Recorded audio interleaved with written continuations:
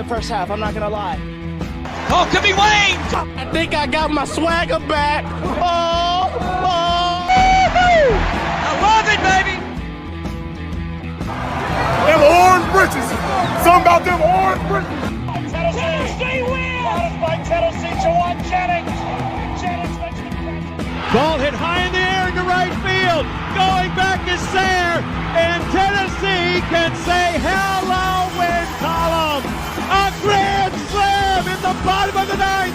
You can't draw it up any better. We just won a basketball game, and we're very happy right now. McGrath for the win. He got it. If you don't like college football and you watch this one, I'm not sure what your problem is.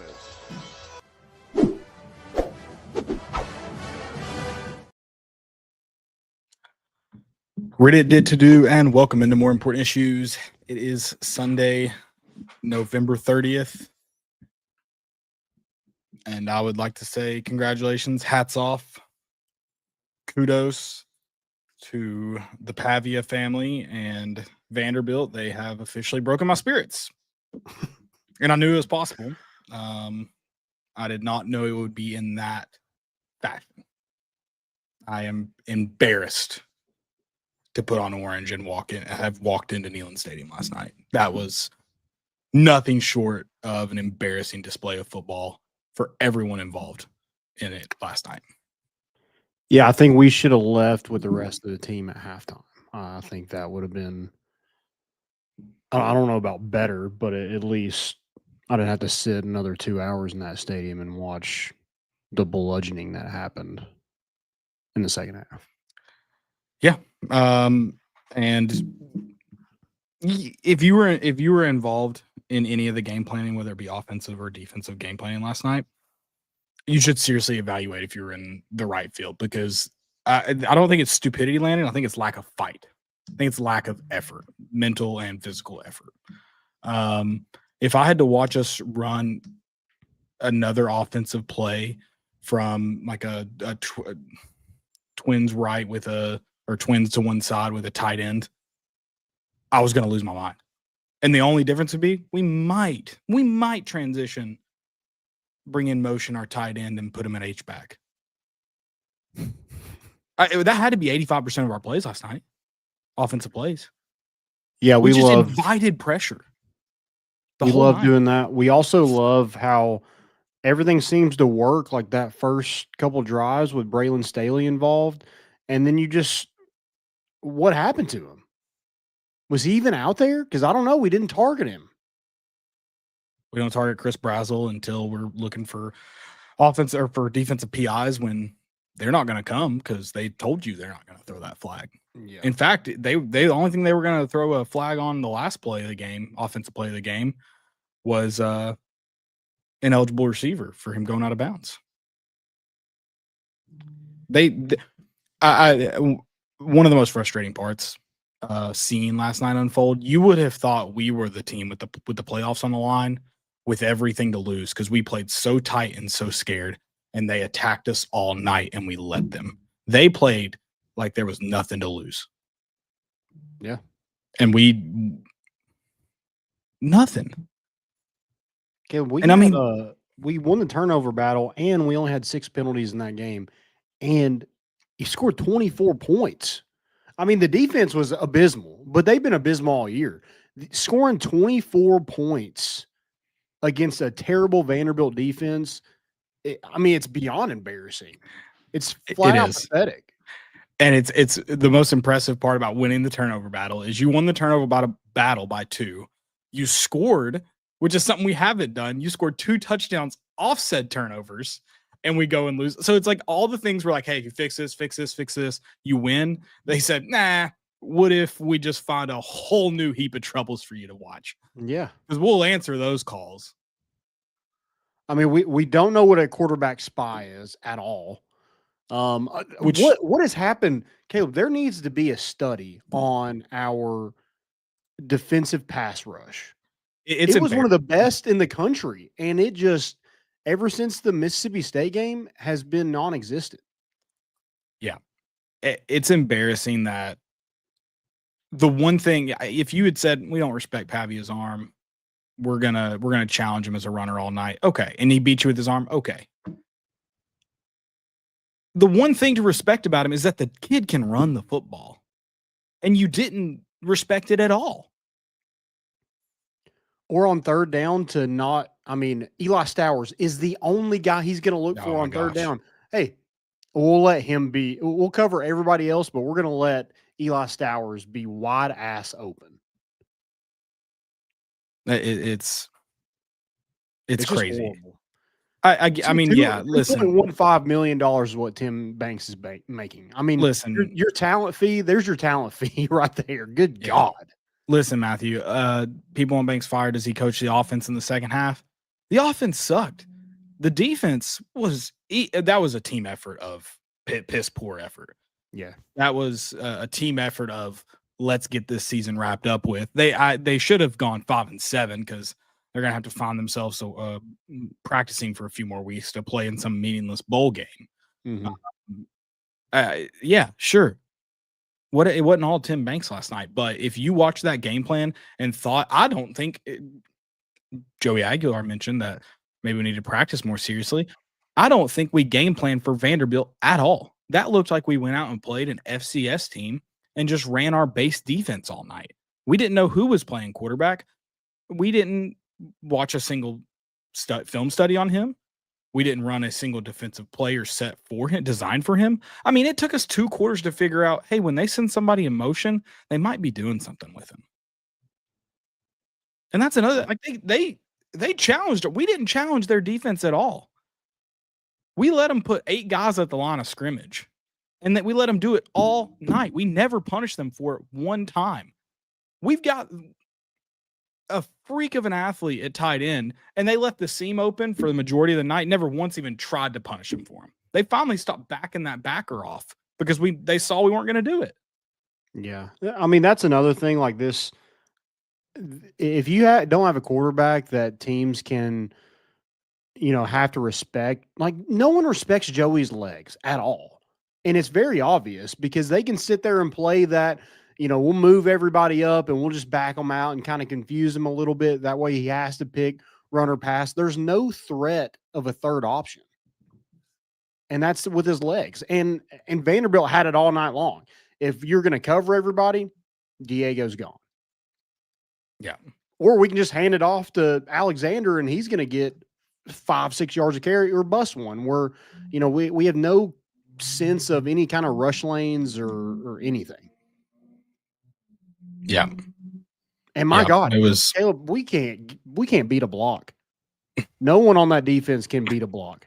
That was the most alarming part to me last night was we got manhandled at the line of scrimmage on both sides of the football. Even when we were playing good, we were still getting manhandled. Yeah. It was alarming how hand up, we're just that bad. I didn't know it. I didn't know it, and that's on me for not knowing it. I should have known what this game was going to be because I should have known we just suck up front on both sides of the football because that's what it looked like last night. So that's on me for not knowing that. Yeah, like you don't want to play your best football at the beginning of the year. I think this team played their best football at the beginning of the year, and we were like, okay, yeah, this is a playoff team now. Like it was very much fool's gold. There were so many holes with this team, and the complimentary football still shows up. I know it did help last night when you scored off the turnovers, but I mean, it didn't matter after that because your defense is just going to give up a touchdown the next time. Yeah. I don't know what to make of last night other than anger, and it's not anger for losing because we mentioned it when someone's like, "What are you going to say when they lose?" It's like, yeah, that's a possibility. It's a good Vanderbilt team. I didn't know we would just roll over dead. Yeah, losing a 21 to Vanderbilt at home. I don't care how good their team is. 21 to Vanderbilt at home is rock bottom. Yeah. That's you beat one team with a winning record this season. I mean, it was an FCS team, and that's Vanderbilt's second time doing it. It's like that's the thing is like this. This it isn't like Vanderbilt had a tougher schedule and was more prepared. The schedules were almost identical. Mm-hmm. And that's again, I'm glad you brought up prepared because has this team not just looked unprepared? I mean, I guess minus the Florida Kentucky game, Oklahoma they look unprepared. They looked unprepared against Alabama. I mean, defensively against Georgia. I mean, I don't know. They always played to their competition except for last night when they just got destroyed. I think unprepared at times and in areas. I mean, yeah. I mean, there's just no adjustments, I feel like, with this team. No. I mean, other than we might slow the offense up at the most random times. Yeah. That seems to be about it. Everything else kind of seems like we have a pre-planned schedule going into the game and stick to it. Whether we execute it or not. Like there's no plan B. Yeah, I don't even know you have to call it plan B. It's just like, hey, the game's going to change. They prepared. You don't know what their preparations are. Which would imply you need to counter their preparations that you haven't seen before. Mm-hmm. I don't know. Last night offensively, I feel like you have to like go off of what Arkansas did to you last year, what Georgia has always done to you, whereas just like show this, come out in something else. Always have like a lurking safety that could be in the box or he could back up into coverage. I feel like that's how you game plan every game, but it looks like we had no plan, like counterpoint to it last night. Oh, we had zero counterpunch. Zero. I mean, we still, there is, to this minute, we have still not identified that Diego Pavia is going to run the football. Yeah. There's not a single time he took off and there was, like, he didn't have to beat anyone at that first level. Not a single time. And maybe we were doing it and we were that bad at executing because that's what there's a lot of plays this year where we called the right play. Whether it was the right personnel or not is another story, but we called the right play and we didn't execute. Last night, if we didn't execute, just executed in the worst way ever because it didn't look like there was anyone there to execute. Yeah. I don't know. I mean, the worst part of it is like a guy ran his mouth all preseason about how football's run through Vanderbilt in the state. And you saw all that in the documentary, and then you just took it. Like you just bent over. Oh, they just rolled over. Yeah. I mean, I get that touchdown at the end of the half is a backbreaker the way it occurred, but you got to fight. It's a tie game. It's just a new ball game. Yeah. You got to fight. And there was just no fight in them. And it just felt that way the whole second half that like, oh, this is their ball game. And sure enough, it was that feeling never changed. Mm-hmm. And it felt like that it felt like that to a degree in the first half, but you were countering and you finally at least get your feet somewhat set and you got to kick it off to them. And I guess we decided that since they got first possession, that's it, boys. Yeah. Have a good playoff. I mean, that play before the half that set up their touchdown, the third down, the roughing the passer. I mean, Caleb, I thought it was kind of soft. I also thought it was a penalty. I agree in the sense of what they're calling because I watched that Auburn Alabama game where they coddled Ty Simpson. They swaddled him. You're going to learn how to swaddle. Joey. I would have argued for it. Sure, I don't. That now we're getting into what should and shouldn't be a penalty in football. By rule, it probably is. I think when you have a guy that can run the football, you've left your feet before he throws it. You're asking guys to make plays that aren't possible. But we hit the quarterback in the backfield, Caleb. Too bad it happened too late. and I mean, the sad part is we saw many times where he pump fakes that and runs, and our guys are jumping away from him. Mm-hmm. It's unfortunate. As Matt, like, is it the rules of football? Sure. Because again, I watched it get called for Alabama at least twice. It's crappy. It is what it is. I wish I could blame this game on officiating. That would be awesome. Yeah. I wish we had made it a game to where I could blame this game on officiating. I wish we could look back at that play and go, that's what cost us this game. Oh, yeah. But, yeah, it was – I mean, Mike Matthews got to make that catch. That's a touchdown. That makes it a 3-point game. That's totally different. I think you talk about Joey not being a guy that really is a threat with his legs. That drive, he fought and clawed to keep Tennessee alive in that drive. You watch your quarterback putting his body on the line, and then you drop a 2-yard pass that hits you in the chest. That isn't a hyperbole. It hits him in the chest. Yeah. And it just sucks because, like... And you have to kick the field goal there. I know a lot of fans are upset. Yeah. You have to. It's a 7-point ball game when you kick that field goal. If you think kicking a field goal was a momentum changer, let me introduce you to not converting it because you just had a wide receiver drop an open 2-yard pass. You're probably not going to execute the next play. And then they go down the field and score and take a 17-point lead. Yeah. You got to extend the game. You got to give yourself a chance. So I agree you had to kick it. I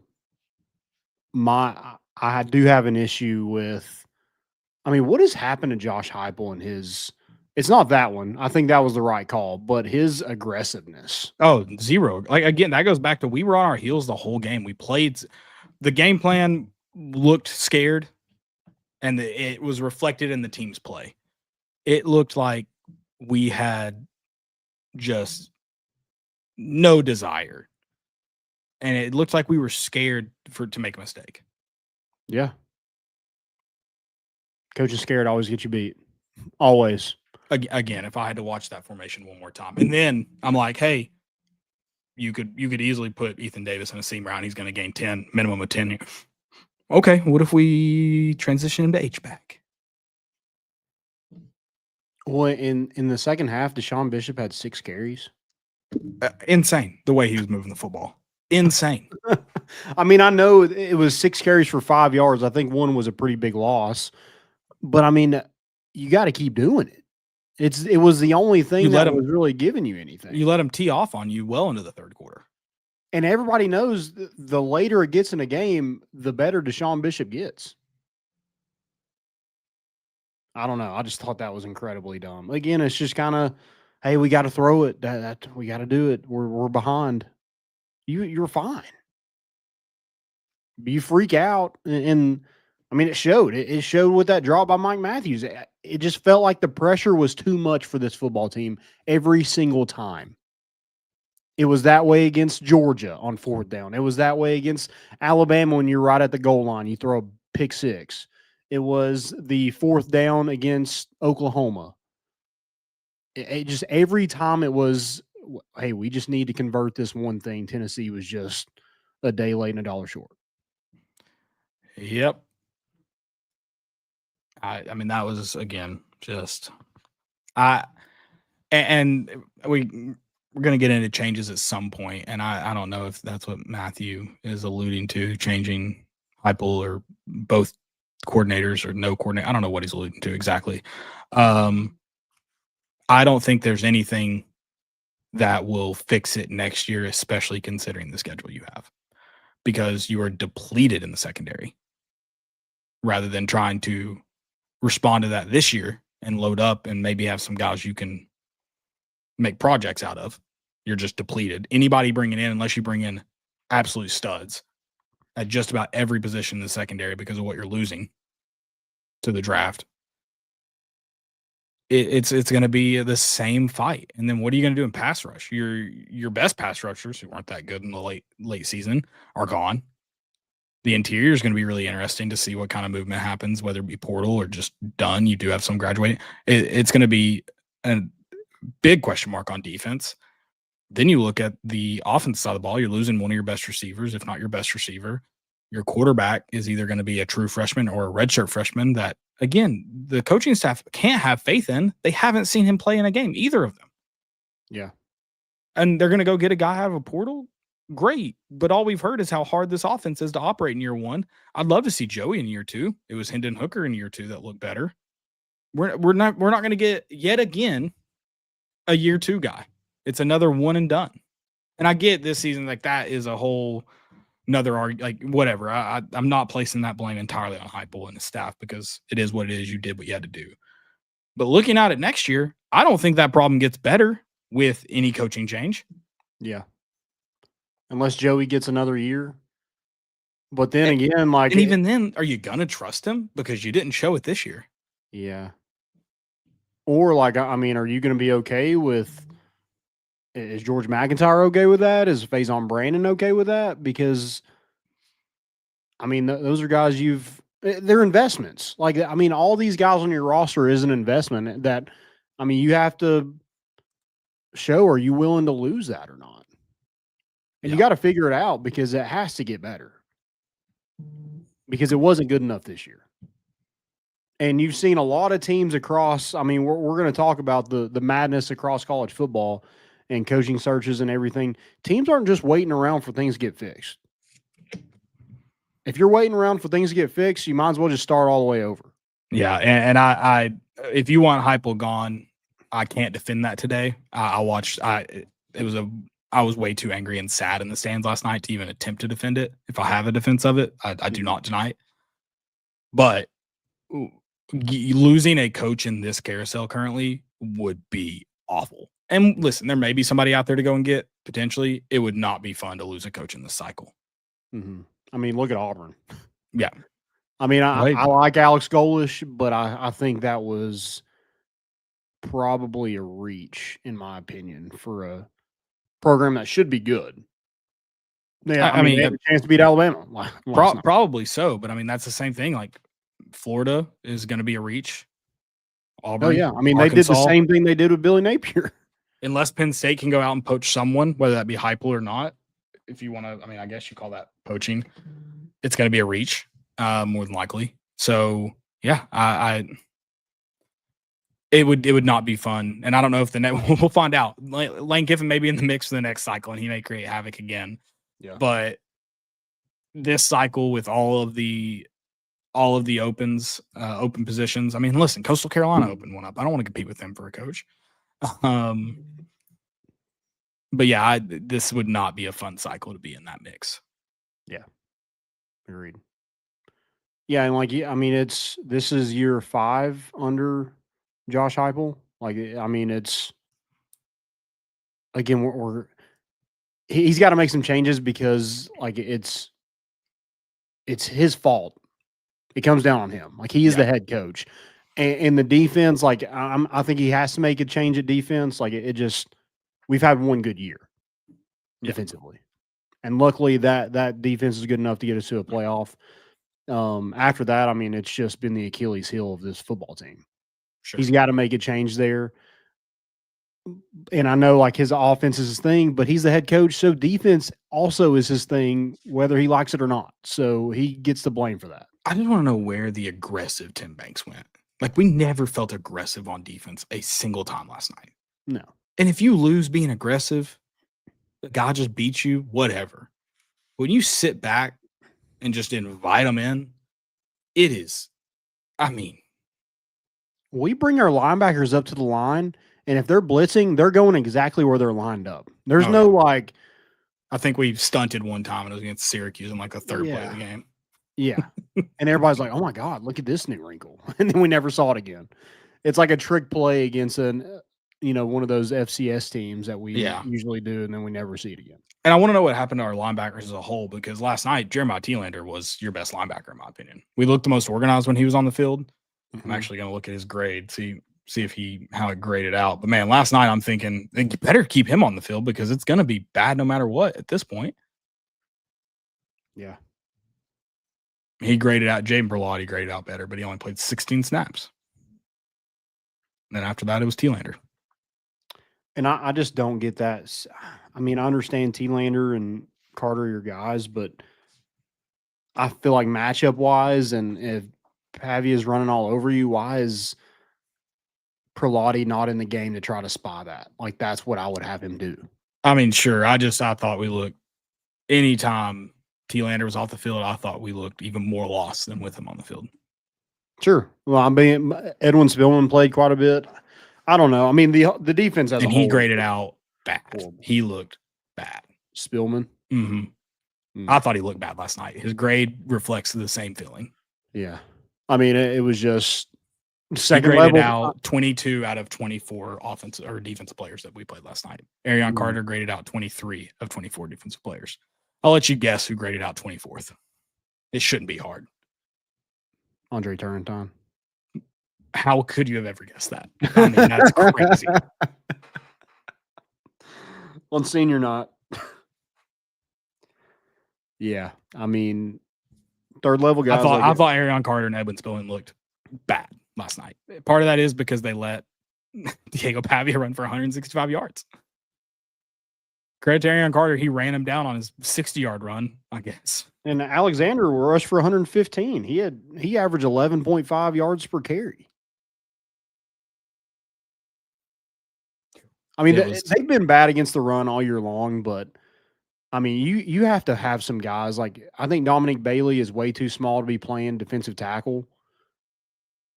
I think you need Elijah Simmons. You need guys that just eat up space. We don't have those guys. And I mean, that was Davion Hobbs. He just didn't play much. Like, he's just they're not going to play much. Yeah. Like, what did he they grade rotate out him. He didn't grade out good, which surprises me. I thought he played good. But I guess when you let a guy run for 165 and 138, 115, it's hard to grade out good as any defensive player. Yeah. But he had one or two pass breakups. I thought Farouk played pretty good yesterday. What did he grade out at? He played good. He didn't grade out well. 17. He graded out middle of the road. He played pretty good. He did have a hurdle because I'll let you guess how that came about. I thought about you when that happened. Oh, I just looked at John. I was like, I'll give you one guess who that player was. Like, yeah, you probably weren't aware of where he was out in the field. So I'll let you guess who got hurdled there. Yeah. And for no reason either, because he went nowhere after hurdling the guy. It was just that was the easiest way to get by him. Mm-hmm.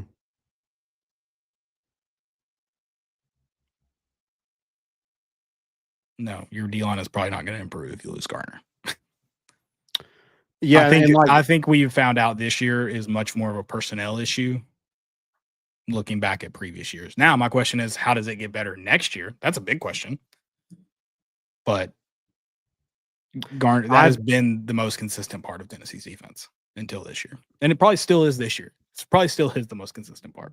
I think Joshua Josephs is a better strong side defensive end than he is a Leo. I think them not having Jordan Ross for a lot of the year kind of hurt them. I think Caleb Herring is okay, but I feel like he's kind of limited athletically. I don't know. They just weren't good enough up front all year long. I mean, Joshua Joseph's biggest knock is he can't complete plays, right? Like, he's always back there. Yeah. He just can't finish guys off. Mm-hmm. Pause. Yeah.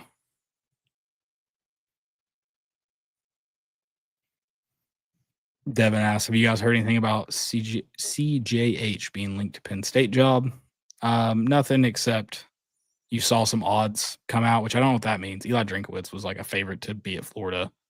And that seems to he claims he never interviewed for it, which Jimmy Sexton always on a list of some sort. So if Jimmy Sexton is his agent, I would assume he at least interviewed for it. And then you had RGW, Richard G. West, South Knoxville's finest, claim that he's interviewing for it. And I'm not convinced. I'm still to this day convinced that's Danny White. So yeah, take it as gospel, I think. Now that doesn't mean he's going to take it, but in this day and age, I'm not surprised if any coach is listening to any job or taking any job, which that may just be a Lane Kiffin thing. I don't know. He got me again. Hand up. He fooled me. If we saw that plane, it was going to State College. Someone claims it goes to State College all the time, so I don't know if there's some kind of connection there. Someone claims it leaves McGee Tyson and goes to State College often. Okay. I mean, I'm so mad that like if I found out 5 minutes from now that he's taking the Penn State job, I probably wouldn't be that upset. Now, maybe in a few weeks, I'm pretty pissed off about the whole thing, but right now, I'd still be pretty. I just don't like this cycle. I think it'd be mayhem. Yeah, I think it'd be tough to find somebody for sure. I would feel worse about where we'd be in 2026, and I don't feel good about where we're going to be in right now. Yeah, I mean, the schedule makes things a lot more difficult for sure. I think this was I know you still play Alabama and Georgia, but besides that, I thought the schedule set up well for you, but you weren't good enough at home. You got to win home games. That's alarming, right? Oh, yeah.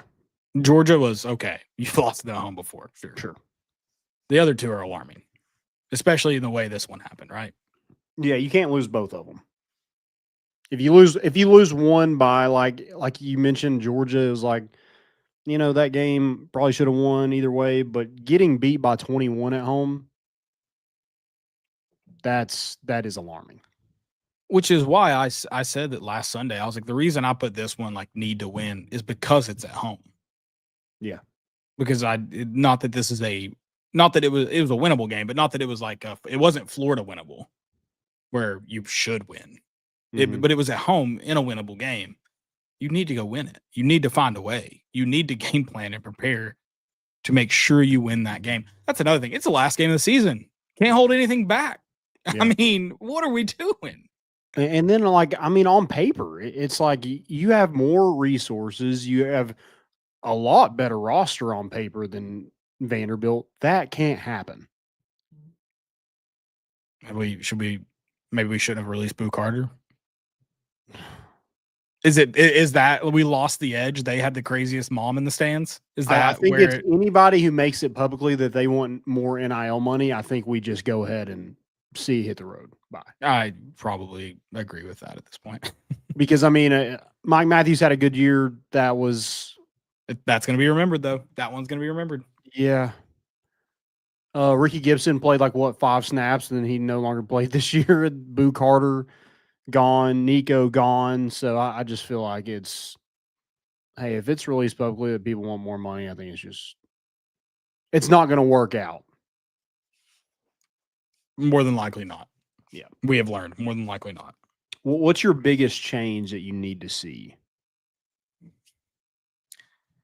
See, I think a lot of people think it's defense coordinator. I think it's offense coordinator. I think the defense I think there has been a little bit of an identity. That's my biggest thing is the identity crisis within this program right now.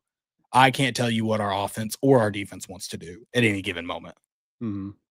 But the defense kind of has been what the defense has been. Whatever. I'm disappointed that we've failed to attack and like we at least seem to used to do. But I think the offensive identity from Josh Heupel's first 2 years has been lost forever. And maybe it's currently in South Florida on a plane to Auburn. Maybe that's where the identity's at. But it is non-existent. And I think that change has to be an offense coordinator. And that offense coordinator has to bring in an identity. And it can be run through Josh Heupel's system, however he wants to do that. But that play caller needs to bring in an identity, I think. Yeah, I agree. I think it's all. I mean, they just got to find more consistency. And if that's Josh Heupel, get the hell out of the offense and worry about clock management, because that's an issue in itself. You have to have somebody you can trust. And there's no way he trusts Joey Halsley. There's no way. If he does after this year, I don't know how. Yeah. And he's getting $800,000. If I don't know really who's calling plays, which seems low, by the way. That should right there tell you, right? That if you're at a top SEC job, if you believe this is a top SEC job, seems low. Maybe you should go out and pay someone some more money. Yeah, especially if you're going to increase. You got that job to begin with. Yeah, I think get somebody who has some experience doing that, and Josh Heupel's got to give him the keys. This is the offense. Let's make adjustments. Let's go through it all and fix stuff. I mean, there just needs to be more creativity. There wasn't enough. At times, it was like, okay, like that was a cool wrinkle. That was a cool wrinkle. But the stuff that you just do every single rare. Yeah, it was the stuff that you do every single time. It just felt like it was like I could tell if they were running or throwing. Like, you can count the people in the box. It's like, yeah, they're running it this time. I mean, there's just no surprise to a defense. Yeah. What's going on? And at least with like a guy like Steve Sarkisian, I watch a lot of drives of his, and I'm like, oh man, he's a bad play caller. But at least once or twice a game, I watch a drive and go, he might be the best play caller in college football.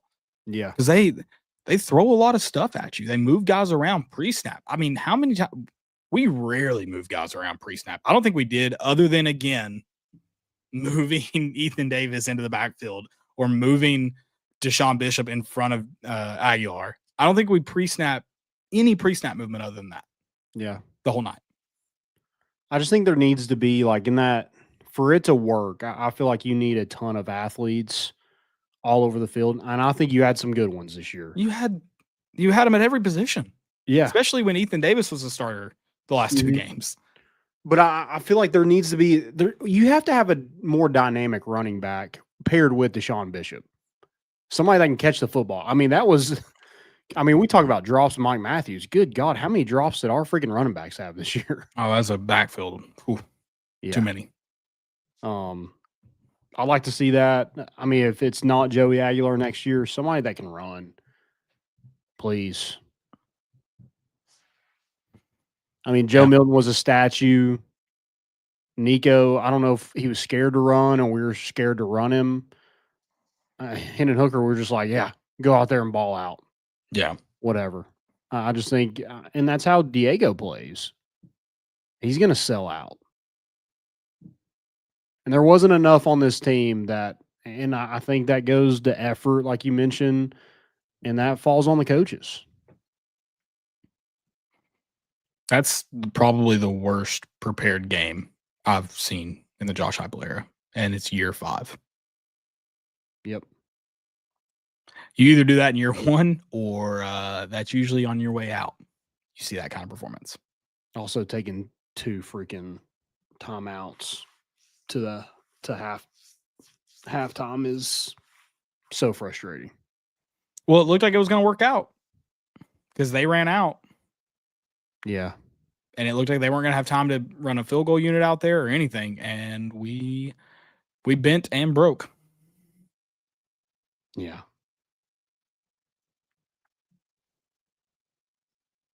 The defensive just gap integrity. I mean, letting Alexander cut wherever the hell he wanted to and nobody being there.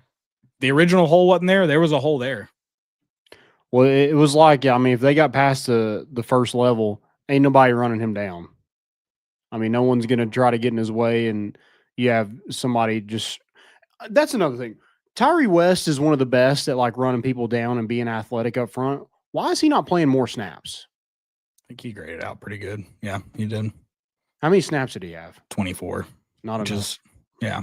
I mean, that's the defensive line. We rotate them like crazy. It's it's wild. Yeah. Also, I feel like we're talking about like changes that need to be made. You got to retain your best guys because there ain't a lot of all-star recruiters on the staff. You need to keep Pope and Garner and Chop if you can, because Alex Golish, he's sitting at Auburn. He tried to get Chop to USF, and Garner's been at Auburn before. So I know he's got family in Alabama, so that's one. I think is that his alma mater? I think that's the spot is Auburn. Yeah. I think if there was a place for him to leave, it would probably be Auburn. So, yep. You got to retain your best guys because, right now, we don't even have a running back in this class coming up, Caleb. So Sims hasn't been just phenomenal. You haven't seen. William Inge has been. His group hasn't looked fantastic, but at least he's recruited well. And that's another thing. Tim Banks making $2.15 million as a defensive coordinator. He coaches the safeties, the worst part of your defense. Yeah. So got to be a lot of changes. I don't know. So it just does not make me feel good about next season at all. I just don't even know where to start. To like, oh yeah. Besides wide receiver, like you're probably going to be good there. Other than that, I'm like, I don't know what this team looks like at all.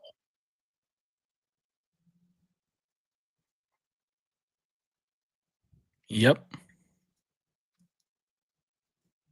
What I got another question. What grade would you give Joey Aguilar this year? Off the top of my head, probably like a B plus. Okay.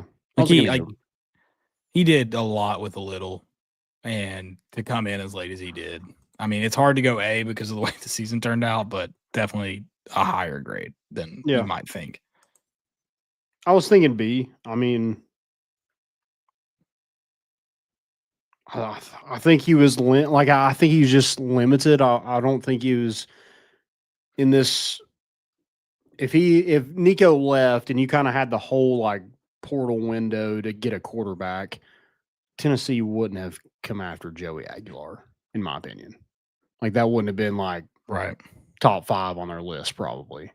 So given that, I mean, I thought he was good at just things like we went from like probably being 9-3, 8-4 to, oh man, this is going to be a 11-1, 10-2 team to here we are sitting at 8-4.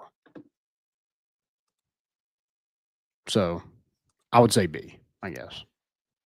Yeah. Talking about like where we're sitting, 8-4 would be a lot easier to swallow if that game ended with a good Vanderbilt team making a play to win it at the end or something.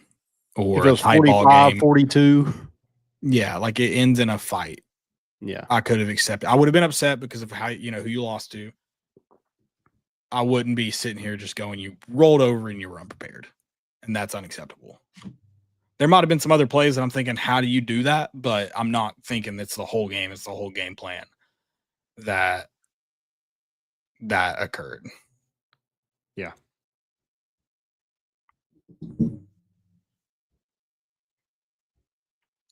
What was the most frustrating thing about this season? I might have to think on that. There's a lot of frustrating aspects of it. Because again, I think before this point, I would have said a lot of it is your players weren't able to execute. Last night, I thought it was just pretty much all like, obviously I thought the players didn't play very well, but I thought you just were wholly unprepared.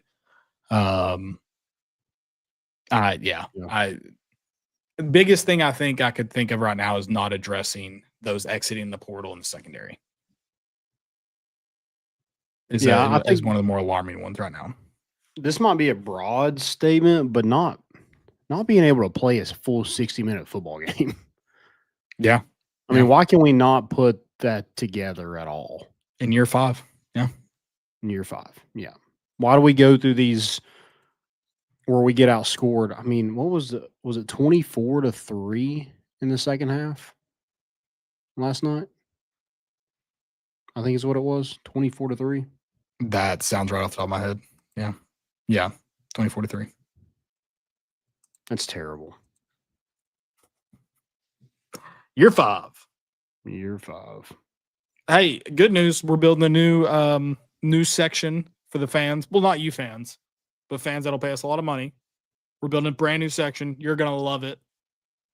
Not you guys, but you all that can afford it. You'll show up 1 or 2 Saturdays. Let's see. We got LSU at home. We've got Texas at home, Alabama at home. You're going to love it, those games. Mm-hmm. Now, you won't love it the other weeks when we're playing nobodies because you won't be there, but you'll love it otherwise. Your tickets are going to be really expensive, but you can afford them and you don't care. Everybody else, 10% increase to make sure we can fund all this. So, and talent fee because you want us to recruit in the portal, and we're obviously running out of money here. So, yeah, I see those, and people around me make comments too. Those club seats that are always empty, no matter what game it is, those people are just inside watching it on TV. Number one, that's FU money to just like you could easily just not pay that and watch it on TV, but you have to go through like take a picture, I'm sure. But you're sitting there in the air conditioning or the heat and sipping on a margarita or something. I don't know what you're doing. I don't even know what kind of drinks are in there because I'm they do have a bar. They do have a full bar. Oh, nice. Well, good for them. I probably would be there too if I had the choice, but I don't have that type of FU money, so not yet. Yeah.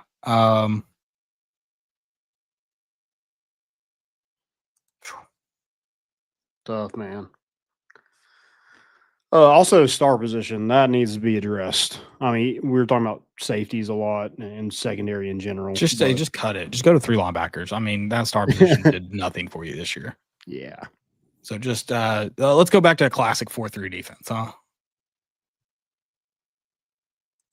What do you do if Lance Hurd comes back?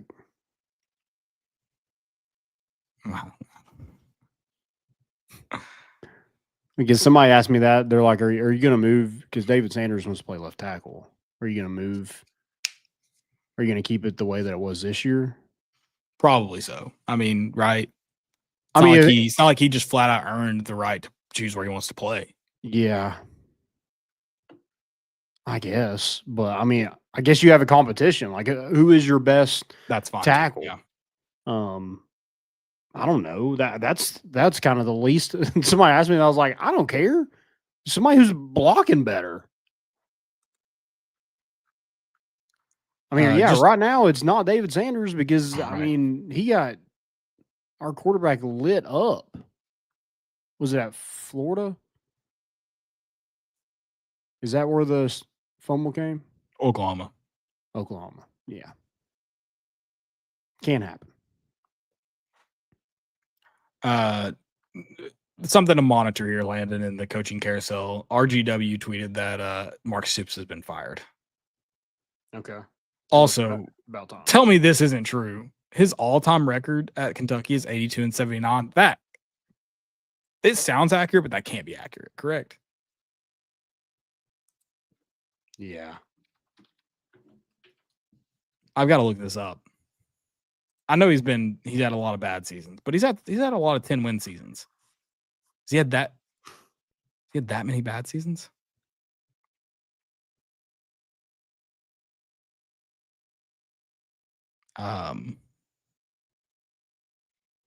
They vacated. Okay, so how many games did we play in? 21? Was it 10?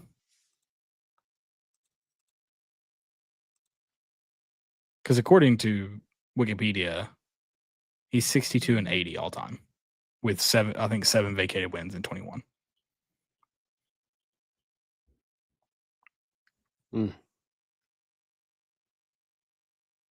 Mark Stoops, you said? Yeah.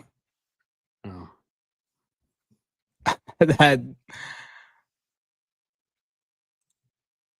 I knew it was bad.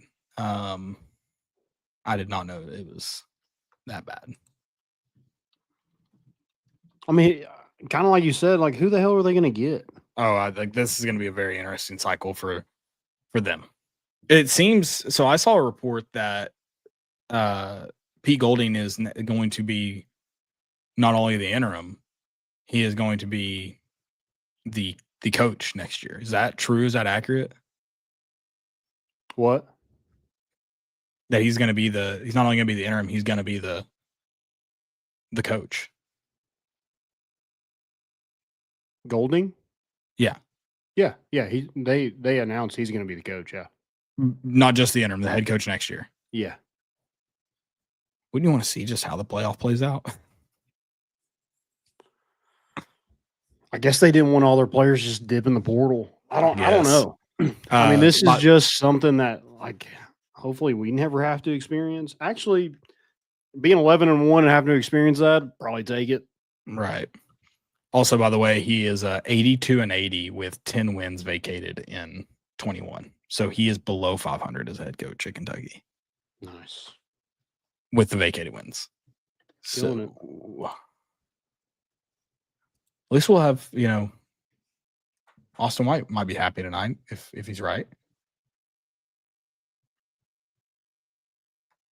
Cody Burns expected to return to the program as assistant for Alex Kolish. Who else? Lane Kiffin is already taking pictures with 5-star recruits at LSU. He looks exhausted and drained. He's got the shirt untucked already. Love that. I mean, let's just talk about this. First of all, why did this take so long? I mean, because apparently he wanted to coach them through the playoff, but it's like you can't leave for a rival. This isn't going to USC. This isn't going to another conference. You can't go to a rival and have that expectations. And a lot of people are like, I don't get it. And I get Lane Kiffin wanting to, but at the same time, let's be realistic about it. Yeah, you can't have your cake and eat it too. You can't go somewhere and go, I want to win a championship there, but be like, well, I'd like to see if I can win one here too. Mm-hmm. If you wanted to win, like you had to punt next year at one of the, like you either had to punt this year at Ole Miss, this playoff run, or you had to punt year one at LSU and tell LSU, if you keep this job open until after January, I might come. Yeah. And LSU wasn't willing to take that chance. So you're telling Ole Miss, all right, I'm gone. You had to choose one. And you chose one. Like that's the decision you made. You can't expect. So if LSU tells you no, we're not waiting, and so you're all right, I'll take it. You can't expect Ole Miss to be like, yeah, we'll let you do that. Exactly. That's you had to punt either this year at Ole Miss or next year at LSU, and you made your choice. You have to live with that decision. It's just part of it. Yeah, he shouldn't get a ring. If they do win it all, he shouldn't get one. I can't imagine they would. Did you see where they put his clothes on the street? Yeah, that was interesting. Could have been. I mean, all the Lane Kiffin stuff coming out right now is. Oh my God! Have you seen his Marty Smith interview? I haven't watched it yet. Oh, dude. I mean, he basically just asked him like, why was LSU? He's like, well, I talked to Pete Carroll, I talked to Nick Saban, and I talked to God, and they just told me I should go. Buddy, why can't we just be honest about stuff? It's money. Yeah. It's money. It's all about money. Just be honest about it. Why? Well, it's about money. It's about championships. Like that's another frustrating part about leaving Ole Miss for LSU is you're saying I think I can win championships at this program. Yeah. So why would you want to stay through this playoff run? So if that's what you like, just say it. I don't think I can win here. I'm moving on to somewhere I think I can win. You can confront people about calling you a hoe with 5 cops behind you, but you can't straight up and say, like, this is why I'm taking the LSU job because they're paying me a crap ton of money. Which, by the way, he was right. Cannot turn a hoe into a housewife. Yeah, I mean. He was right. Yeah. He's not changed. Like, Lane Kiffin is the same guy. And that's one thing about him. And people should either love it or hate it about him. He is who he is. Yep. And I hope people I know like Tennessee fans have always, some people still love him, which is crazy, but I think a lot of them like can't stand him. I hope that's all of college football now. They're like, yeah, this guy is a scumbag. Yeah, I hate that I fell for that interview, that E60. It was really good. He tricked me. Yeah. What was I didn't even just the E60, he's a changed man, how Oxford changed him, and he's different, he's learned from his mistakes. He doesn't learn from anything. He's a snake. Interview with Marty Smith. He regrets nothing. He regrets no decision he has ever made because he's making the same decisions. Yes, they're not the exact same. They're not picture perfect identicals of each other, but he's making the same decisions at the end of the day that he's always made throughout his life. And we're here. So yeah, I hate that I fell for that, but he got me. He tricked me. I get it, Ole Miss fans. I understand it. You know who I can't stand? LSU. I mean, nothing really bad ever happened. They hire the biggest scumbag in sports, and then they get to go out on the other side and hire a really good play caller in Lane Kiffin. I think that's the only thing bad that has ever happened to them is they get to live in a state that smells like shit 24/7. That's the only bad thing that happens. Here's the thing. Win the big one, Lane, because you haven't done it yet. Yeah. You had a chance, but you left. Is Lane Kiffin scared of the big one? He might be. Does he shit down his leg like Josh Heupel does now? I don't know. It's also funny for Nick Saban to say he should get to coach out the playoff when the exact same person he fired or let go or told to move on because he didn't think he could focus on 2 jobs at once. Yeah. So that's very interesting. I feel like, Nick, you need to step back because that might be the case for a lot of coaches. You let Jeremy Pruitt do it. I mean, he could manage 1 job at once, but you thought he could manage 2, and you let him do it. You won a national championship doing it. I believe Sarkisian finished out at Alabama. Like, you've let guys do it before, but Lane Kiffin can't do it. So why would you? I mean, because Jimmy Sexton told you to. I know why. Look, you look very dumb doing it. Just want to note that. I don't think you're dumb, but you look dumb doing it. Yeah. I mean, that's the good thing about it is like image. It don't matter. Money is green to Jimmy Sexton. He doesn't care. And he doesn't have to answer to anybody. Have you seen, is it the Lanestein files getting released today? We'll see what's true when they come out. Awesome. And I love everyone that you can tell who knows how college football works and who doesn't, because they're like, I love that these are getting released now. It's like, yeah, he's not your guy anymore. He's not winning for you anymore. You're not protecting him. And that's not coming from the top of the Ole Miss administration. Every fan in every college football fan base will let that head coach get away with anything as long as they're winning games. Mm-hmm.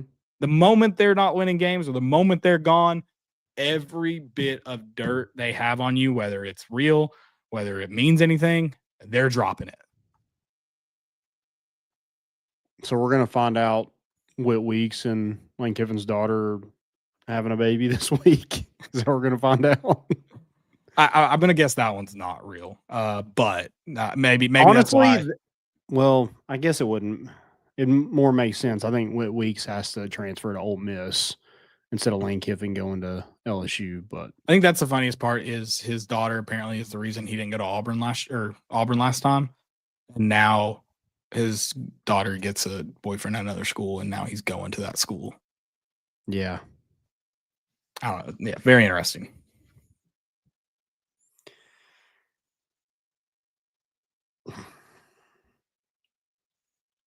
Also, the whole like him saying, like him putting out that statement, I was hoping to complete a historic 6-season run with this year's team by leading Ole Miss through the playoff, capitalizing on the team's incredible success and their commitment to finish strong and investing everything into a playoff run with guardrails in place to protect the program in any areas of concern. You said to the offensive staff, get on this plane with me or you don't have a job in Baton Rouge. You can't put out a statement like that and do that to the offensive coaches. Guardrails in place. Give me a break. Yeah. And the best part is he had Charlie Weiss go with him, and that was it, as far as we know. I think I'm going to be that guy where anytime he tweets, I'm just going to tweet ho at him. Like, I hope people are just over the trolling. Like, it's not funny anymore. We should just troll him. Troll the troll. Yeah, I mean, he's a troll at heart. Like, this is how I operate in dynasties on NCAA, because it's not real life. I mean, that's how he operates, and I guess to a degree I respect it because it is just a silly game at the end of the day. But but at the same time, it's, he gets offended when people call him ho. That obviously upsets him. And he's sending freaking muscle pics after he gets out of the sauna and tanning bed. Like, that's crazy. It's pretty fun to find out the only reason he got into good shape is so he could bang college chicks again. Yeah. Had nothing to do with personal health. He was getting off his game. Yeah, what a scumbag. I thought that might have been the original reason, and then I watched that E60 and I was like, oh, he's just a changed man. Now it's like, all right, no, he just wanted to go to hot yoga because he's smart. He knows that's where the women are. It would be funny if there was enough dirt to like get him in trouble where he gotten so many stuff at LSU where he couldn't like actually do anything there. If there's a school that does not care, it's LSU. I'm talking about like with the NCAA. Oh, they'll get him out of it. They do not care. Yeah. I wonder if him and the mayor, I wonder if they've gotten it on yet. That's the funniest part is, man, you better get on the good side. It's the governor of Louisiana because he'll can your ass the moment he thinks he has to. Mm-hmm. He has control now. He's made that clear. Yeah, good for LSU. I mean, they went from biggest scumbag to the second biggest scumbag in college football. Good for them. It's also hilarious that Pete Golding just apparently hates him now, when he did get Pete Golding his first head coaching job. Yeah. The drunk Pete Golding.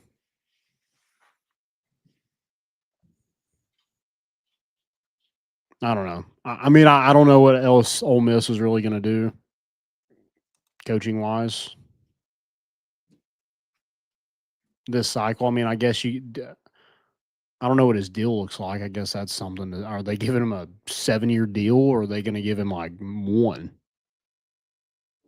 Yeah. I think it's crazy. I guess too, with the potential Who's Pete for Golding's agent? Is it Jimmy Sexton? probably he has them coming and going. I mean, he's not even double dipping. This man is just like any moves that are made, he's getting a piece of everything. Oh, he's got his agency has Pat McAfee, has Kirk Herbstreit, has Nick Saban, who are the clowns that have been parading this nonsense. Yeah, I don't know. It's It is not. It is not Jimmy Sexton. Okay. That's kind of surprising because he was an Alabama guy. Thought they just kind of all had to hire him. Pete Golding and Jeff Lebby have the same sports agent. Okay. It's interesting. State of Mississippi. Yeah.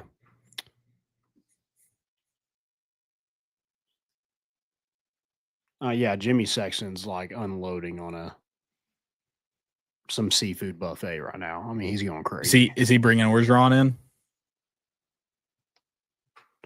Probably. Do you think has Ed Orgeron? Is he just like, hey, I ain't paying that money back. I'm getting this buyout money. Do you think that's why he hasn't got a job yet? I bet there's no offsetting clause in his. Trey, I warned you weeks ago. I said this was public enemy number 1. I sent you the photo. I teed you up. I told you how it was going to be. I warned you about Jimmy Sexton. He's a snake. And unfortunately, he's a snake that Tennessee built. Yeah. He is the snake within. Him and Lane both. We need to take him out. I mean, not. I don't know. Yeah, I mean, like we need in a PR disaster. We need to tank the business. We need an inside guy to take him down. Not in a purely business way. Correct. Yes. And we need to out them for all of this tampering and nonsense that they're doing. They're colluding to take money from state organizations. This is a crime against the United States of America, as far as I'm concerned. Yeah. And they're states.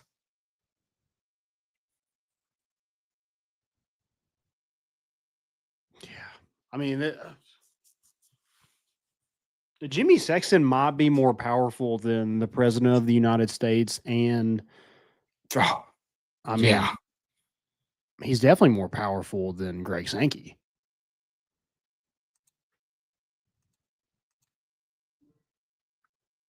Yeah. God, I hate him. It could be worse, Tennessee fans. You could be Ole Miss fans tonight, and they're about to go. They're about to be in the playoffs. It's gonna be hilarious if they Florida State Ole Miss. I'm sorry, Trey. I don't wish that on you. It will be hilarious. Yeah. No, I've not heard Basilia's story on Jimmy Sexton. Oh God.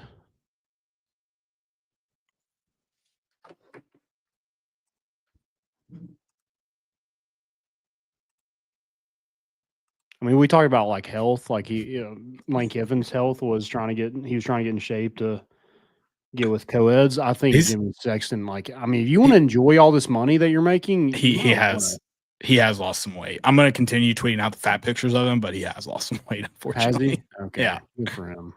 Yeah. He's not looking like an oil baron from the early 1900s anymore, unfortunately. Okay. Yeah.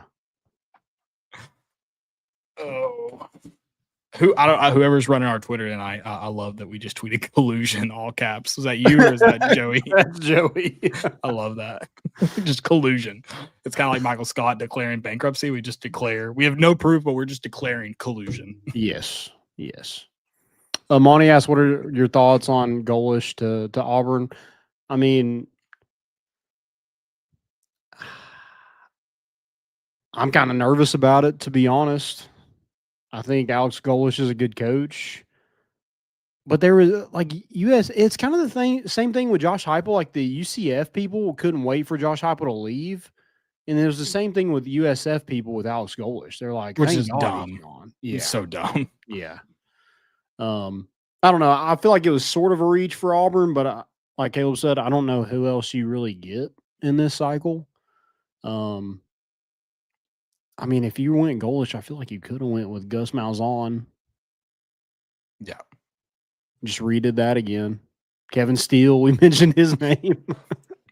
You can always hire Kevin Steele. He is like Ed Orgeron. He's like, give me the. Yeah.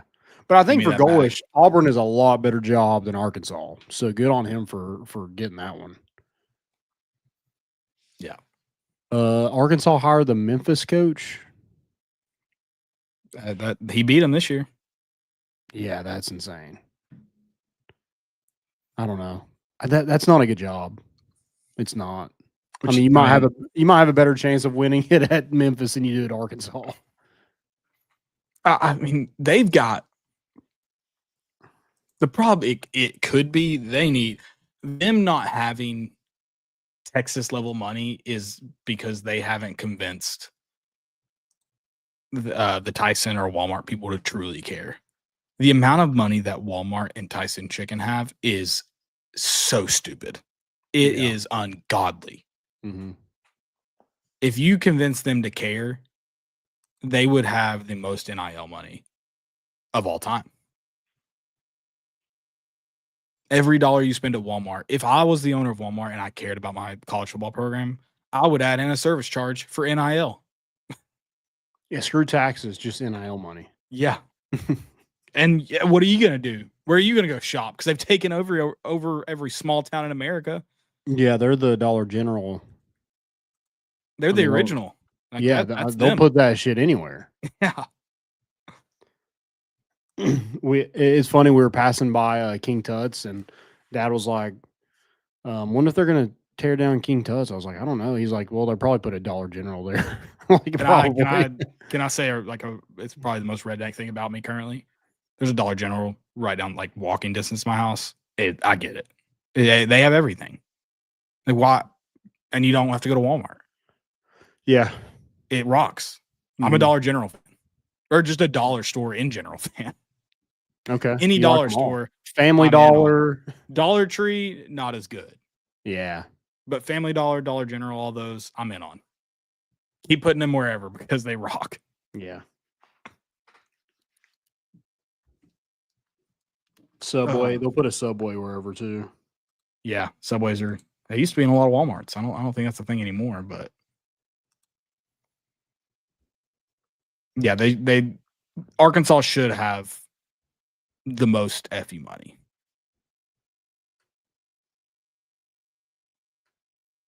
Did you see a picture of the Monty? If they start giving us money, they've got a lot. Did you see the picture of Ole Miss fans at the airport today? Oh, I saw the video of them like flipping birds to Kiffin as he got on the. Yeah, someone brought their toddler, which rocks. Hell yeah. We going to church this morning? Nope. We're not going to church. We're going to the airport to make sure our departing coach knows our feelings. The mustard and the golf balls, like, yeah, they call us classless, but I can't wait until they do it this year. You all are gonna find out. You're gonna believe me one day. The golf ball story is something concocted by Lane Kiffin. The physics of it never made sense. Yeah. You've thrown a golf ball, and you've got a pretty good arm. It'd have to be like a first couple rows. Someone would have had to hit that with a pitching wedge to get it where he was standing. It had no markings on it, if I remember correctly. It was a very obscure golf ball. I don't know why he had the thought to bring it in. I don't know if he found it there. I think that was a story concocted by Lane Kiffin. Show me a video of it landing. That's all I ask. Show me a video of it coming in. It's a bright yellow ball. You would see it. Does he play at Ole Miss? And you're telling me that there's not a Vol fan out there that would claim that? Oh, They're not getting kicked out. It's not happening. He's a snake. I'm looking at Ole Miss's schedule for next year to see. Oh, they play at Ole Miss. Yeah, they play at Ole Miss and at Tennessee. Yeah, I mean, y'all are going to do it too. I It might be worse. I mean, we had a couple years for it to just kind of simmer a little bit. No, you get full on next season. He comes right in that house. Yeah. He has there's rumors that he made up or he concocted the theft of the jersey, which we now know the locker room was left unlocked for some reason.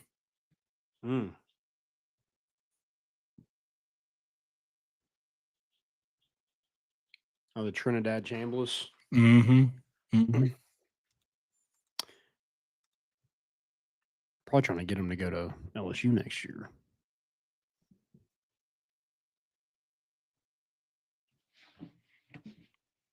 Apparently, he was already talking to commits and LSU or Ole Miss players to go to LSU. Oh yeah, I'm sure. But I wish him the best. Wish him the best of luck. And I'm sure he'll pretend he wasn't going to do that if they'd let him coach out the playoff. Sure. Okay, buddy. Yeah. They do have videos. I mean, there's a guy took a video, but I want to know how this plan came into action because the locker room was left unlocked. And Monty, again, as someone who's thrown many of objects, if that mustard bottle had any mustard in it, that's an easy toss compared to a golf ball.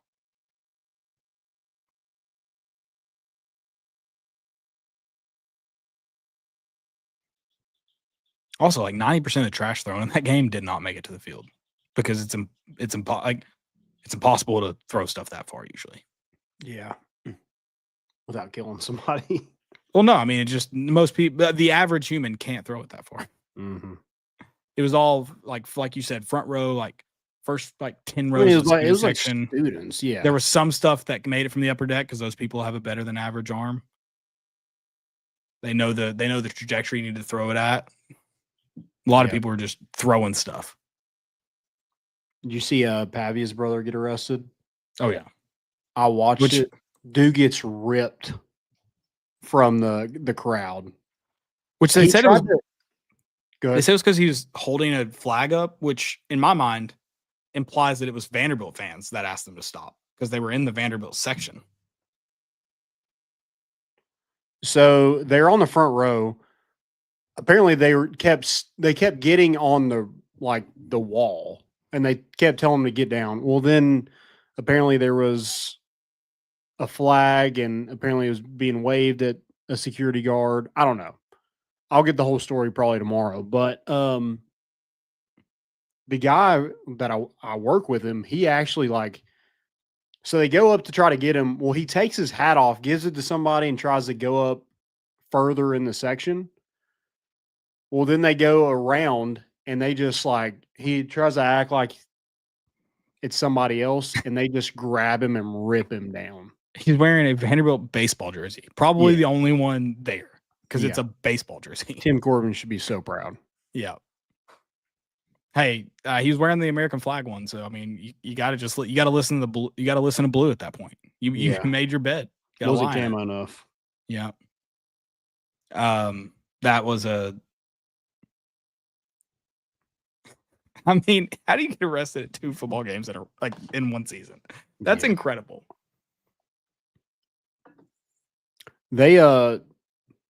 So they came in trying to get in our lot. With their RV. They tried to park in our lot and they were like flashing around money to the I didn't worker. realize that. Yeah. Yeah, this was earlier before you got Yeah. there.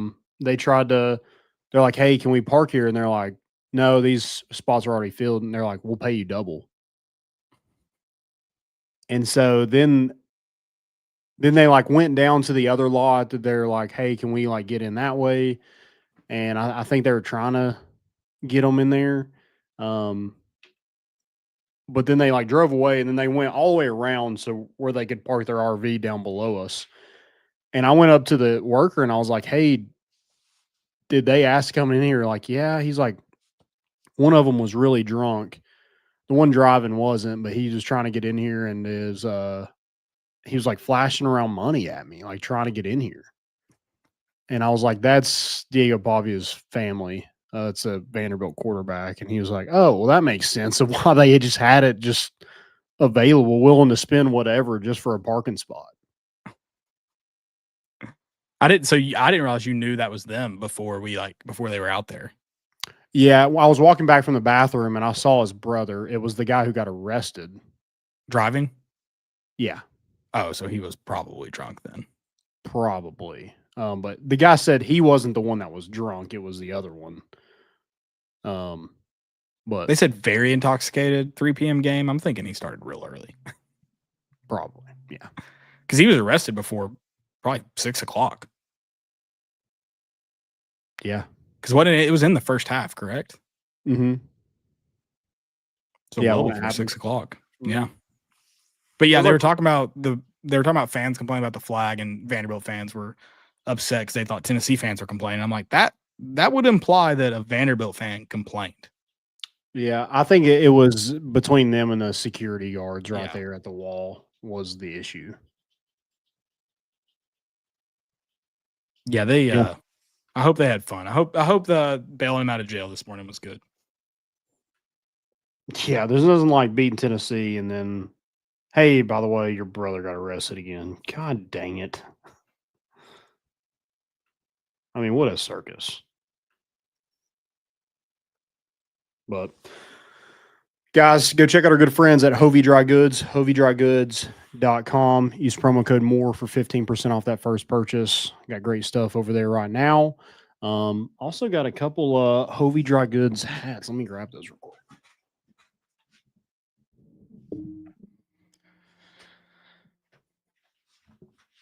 Check these out. Just some some Hovey hats. Okay. I like that green and blue. Yeah. Yep. I like that. So they sent us some. Appreciate it. Appreciate them. That's good. I was about to say, as beautiful as Hovey is, I think I'm back in a mourning period for an undeclared amount of time currently. Yeah. Black. If it's any Tennessee gear, it has to be black. Gotcha. Less Tennessee gear for an extended period of time. I feel that. Yeah. Yeah, go check them out. Use promo code MORE for 15% off that first purchase. Get them while they're hot.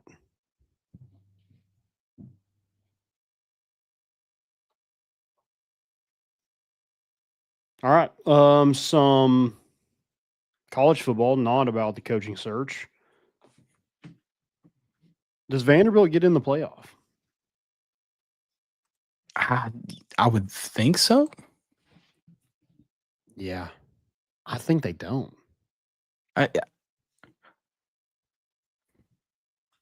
So Miami, or who's out looking? Looking out? I think Virginia, or whoever wins if Virginia wins the ACC championship, they're in. If not, I think it's Miami. I mean, okay, yeah, Utah didn't have a great showing. Yeah, and I mean, I think whoever loses the Big 12 has to be in. You can't. You said you're not going to punish them. I mean, Miami. If you put Notre Dame in, you almost have to put Miami in. Putting Notre Dame in over Vandy or Miami is certainly a choice. Yeah, I mean, credit to Vandy, they have quite the stamp to put on their season. Yeah, I mean, they may be number 13 when it's all said and done. I think they at least jump Utah in the latest ranking. I think it'll be really hard for them. Now we'll see what happens if they punish anybody for the conference stuff. I mean, Oklahoma just did they shoot themselves in the foot, or is their win over? I think with their wins are so much better than Vanderbilt's, though. They're really just Alabama, right? I guess you could count Michigan, but I don't know.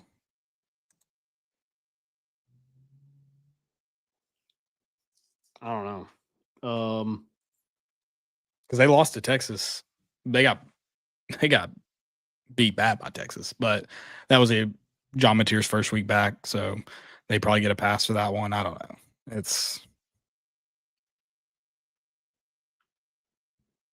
I don't know who else.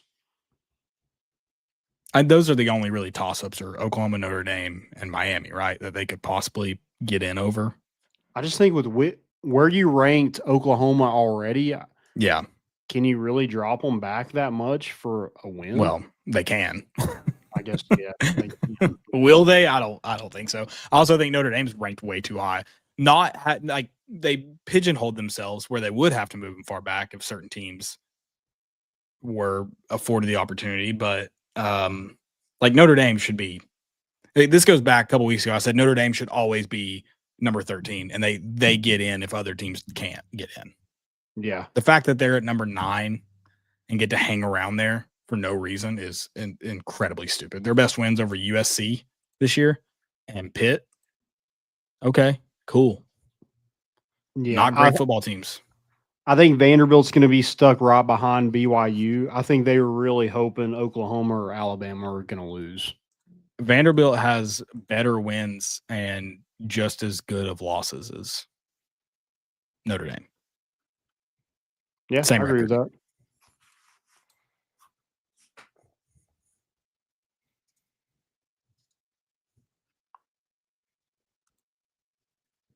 I don't know. I think it's in Miami's right there. It's like, I mean, Miami is just praying to God that Duke beats Virginia. Because Virginia wins, they got to be in. I mean, obviously they're the ACC championship, but I don't think you put 2 ACC teams in there.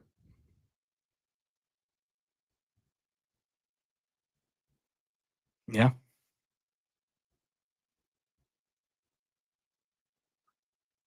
I mean, who's the power or the G5 opponent? I think that's a really interesting question because it's probably going to be Tulane, winner of North Texas, Tulane, but I don't see why is James Madison not in the mix there.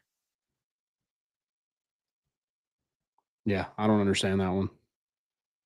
Yeah, I mean, I think Tulane probably has a better shot. I don't know. The thing is, James Madison hasn't played like a Power 5 opponent, correct?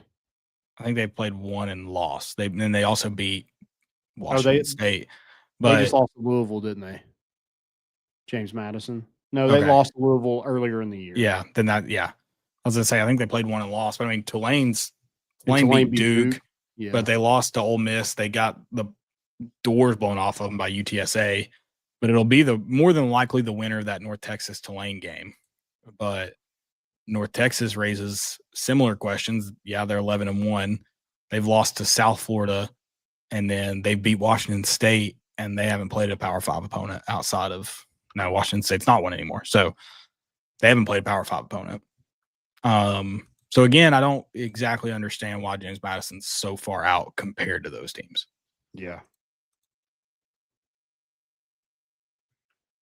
It's interesting. They're ranked ahead of them in the AP and coaches poll right now. Yeah, but not in the college football playoff, which apparently takes those into factor, but obviously it doesn't because North Texas isn't even ranked. James Madison's not ranked. So they're not ranked in the college football playoff. No, Tulane's the only ranked non-Power 5 team. That's insane. I mean, they're 11-1. Yeah.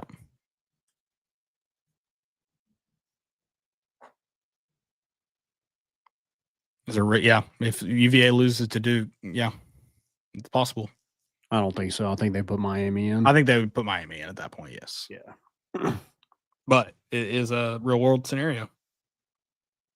Big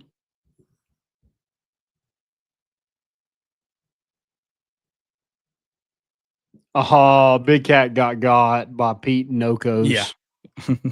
I saw that. Hilarious. I saw that 3 hours ago, and I was like, wait, what? And I clicked on it. That's awesome.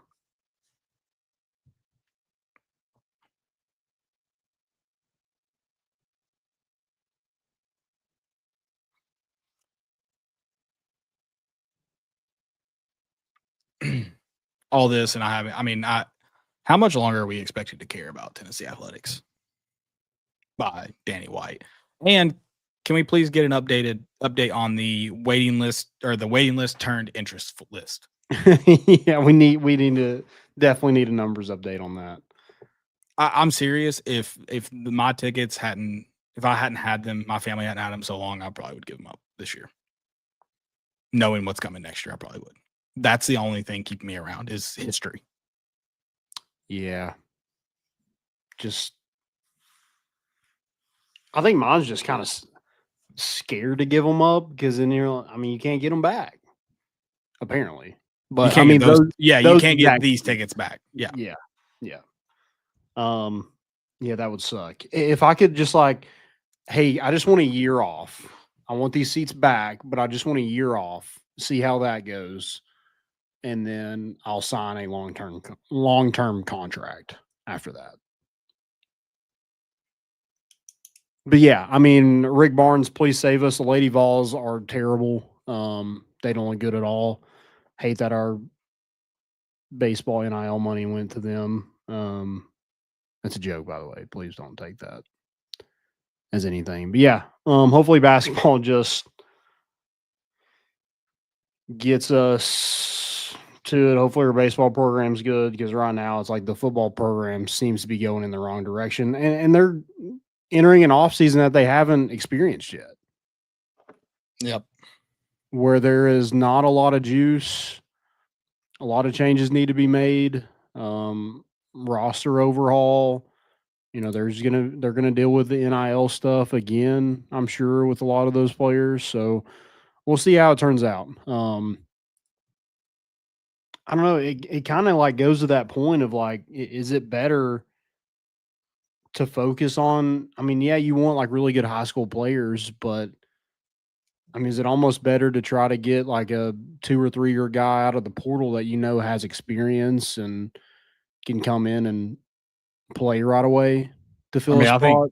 I think this year especially should be portal heavy. You have just too many questions that need to be answered. Yeah, and you didn't play enough. The young guys you played are the guys that are probably going to have a bigger role next season. The guys who didn't play, you're probably not going to see them. Right. So, or at least we don't know because you didn't play them. Didn't trust them enough to play them this year. What were the youngest roster in the SEC? I think that was correct. Were we the youngest? We were up there, but I don't know if we were the youngest yet. I think it was. Which, hang the banner. When you think about that, it sounds like that shouldn't be the case. We certainly didn't play them. Yeah. That shouldn't be you don't want to be the youngest, especially if you're the number 10th recruiting class in the country. You want to be, if it's first, maybe that's one thing, but 10th and being the youngest, I think that might be a problem. Yeah.